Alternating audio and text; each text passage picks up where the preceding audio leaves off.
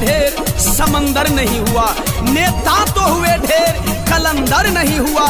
अंबेडकर के बाद में इतिहास गवाह है, दुनिया में फिर कोई अंबेडकर नहीं हुआ।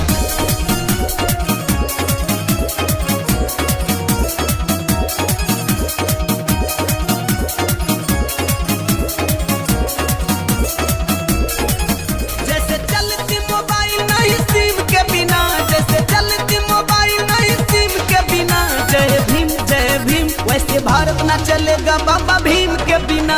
वैसे भारत ना चलेगा बाबा भीम के बिना, वैसे भारत ना चलेगा बाबा भीम के बिना। जो बदला ना जा सके उसे एहसान कहते हैं, जो सबको बदल दे उसे इंसान कहते हैं। किताबें तो बहुत लोगों ने लिखा, अरे जिसे बाबा साहब ने लिखा उसे भारत का संविधान कहते हैं।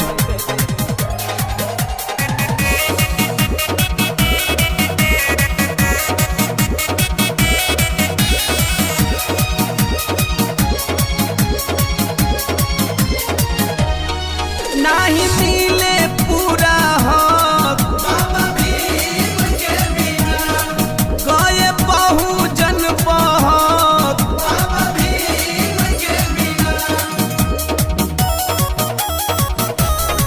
नहीं मिले पूरा हक बाबा भीम के बिना, गए बहुजन बहक बाबा भीम के बिना।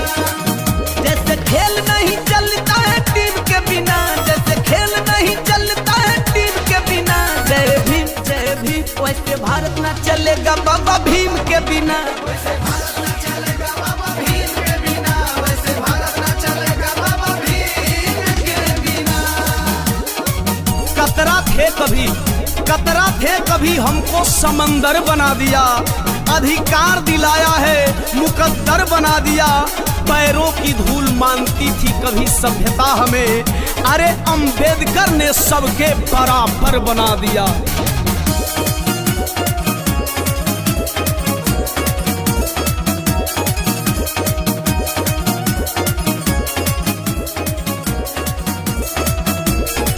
ना मिटेंगे मानववादी जय भीम के बिना, ना डरेंगे रूढ़िवादी जय भीम के बिना। ना मिटेंगे मानववादी जय भीम के बिना, ना डरेंगे रूढ़िवादी जय भीम के बिना। जैसे चलता इलाज ना हकीम के बिना, जैसे चलता इलाज ना हकीम के बिना। जय भीम, सुनो भारत ना चलेगा बाबा भीम के बिना। सुनो भारत ना चलेगा बाबा भीम के बिना, सुनो भारत ना चलेगा बाबा भीम के बिना। हम अंबेडकरवादी हैं, हम किसी से कम नहीं। अरे हम अंबेडकरवादी हैं, हम किसी से कम नहीं। मिटा दे बाबा साहब के संविधान को, अरे मिटा दे बाबा साहब के संविधान को। किसी मनुवादियों में दम नहीं, किसी मनुवादियों में दम नहीं। कोई बनता ना सीएम बाबा भीम के बिना, कोई बनता ना पीएम बाबा भीम के बिना,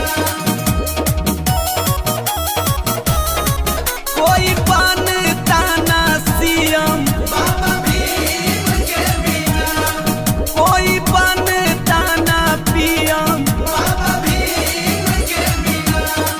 सुनील चलता दीवाना नहीं थीम के बिना, सुनील चलता दीवाना नहीं थीम के बिना। जय भीम, वैसे भारत ना चलेगा बाबा भीम के बिना।